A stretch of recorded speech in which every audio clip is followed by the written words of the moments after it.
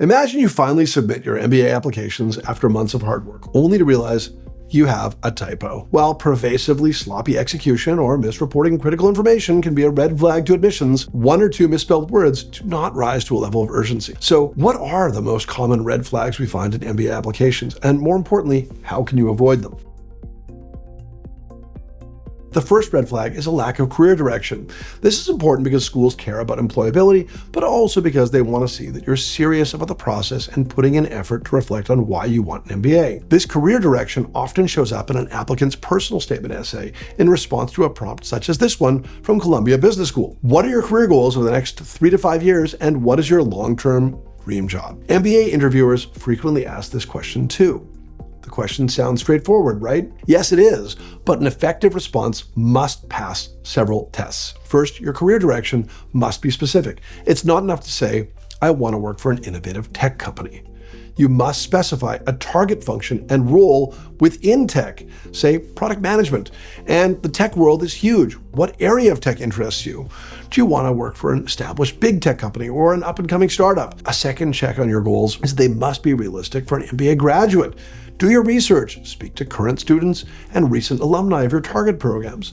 Check your target school's employment reports. Are graduates landing jobs in your desired industry and field and at the level you're targeting? Have your target employers hired from that school? These are all important questions to ask. The third test for your goals is that they must make sense for you. Your goals can take inspiration from skills or experiences within your existing professional background, or topics you studied in college, or even personal interests or community involvement. Ultimately, schools want to learn what's driving you to pursue those goals. By the way, having a career direction does not mean you must be a career changer.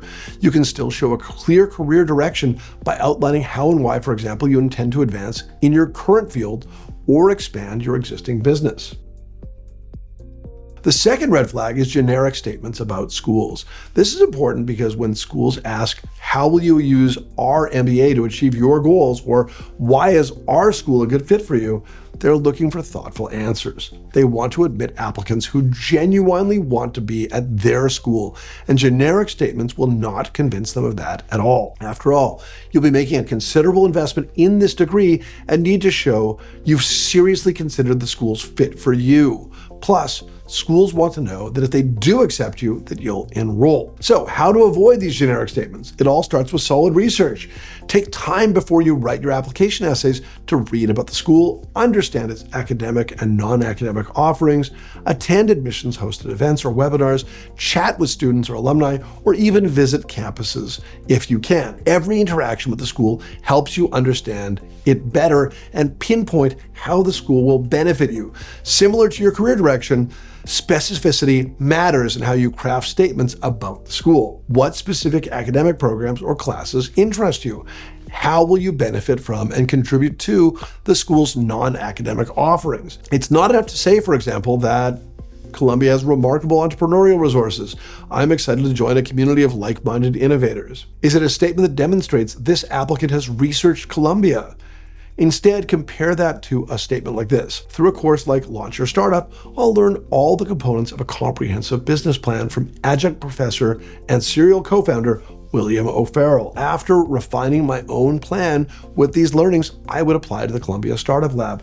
My student host, Liam Howell, shared how alumni of the lab have even sourced investors before they graduated, which would be a remarkable way to jumpstart my business. Clearly, in this last statement, it is unequivocal that this individual knows this school. He knows the courses, he's talked to the people, he knows the lab, and he even knows what happened in the lab.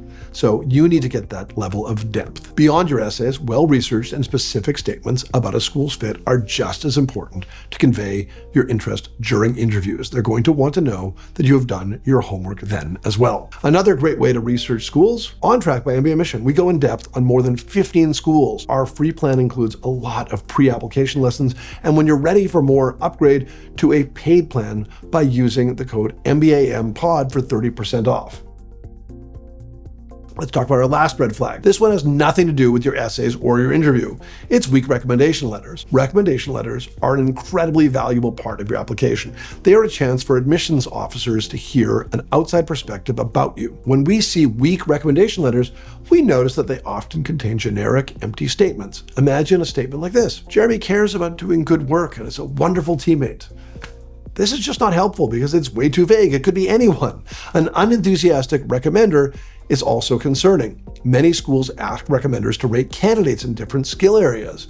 If ratings are consistently low, highlighting developmental opportunities or even areas of concern, this could negatively impact the admissions committee's view. Final concern is when recommenders sound like the applicant wrote them.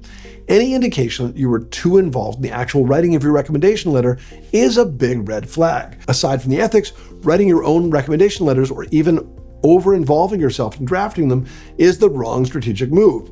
It's challenging to write an objective, self-aware, credible letter highlighting your strengths in a way that sounds different from your essays. By the way, what's not a red flag with your recommendation letters? Your recommender's writing style or grammar. Their content matters. Admissions committees will not penalize you for mistakes in your recommender's writing, especially if English is not your recommender's first language. So how can you ensure strong recommendation letters? First, pick the right recommenders. Most schools ask for 2 letters, with ideally 1 from your current direct supervisor. For the second letter, consider another manager, a former manager, a client, or a professional mentor. Occasionally, a community activity supervisor or former athletic coach can write one, but they must know your leadership capabilities and be in a position to provide you with feedback. Title does not matter, nor does whether the recommender is an impressive alum of your target school. College professors also do not make sense, considering most applicants are several years into their professional careers. Ultimately, you want recommenders who know your work well and can write knowledgeable letters with recent examples of your strengths. And those examples are critical to avoiding a generic letter. So, coach your selected recommenders to include specific accomplishments and stress the importance of including real-life anecdotes and evidence of any claims they can make about you. Finally, meet with your recommenders to prepare them for this task and communicate with them regularly until the deadlines. Don't just ask them to write your letters and then walk away. Now that you know these 3 red flags, you can work to avoid them. This is not to say that they're the only red flags in an MBA application. Certainly a very low GPA, disciplinary action, a criminal record, or extensive employment gaps can also be red flags, but these are unavoidable. You can't go back and magically fix them. However, if these are concerns, then make sure that you make use of the optional essay to address them clearly and transparently. If that's the case, do not miss the next video, a sample video from our OnTrack platform, 3 keys to writing MBA optional essays.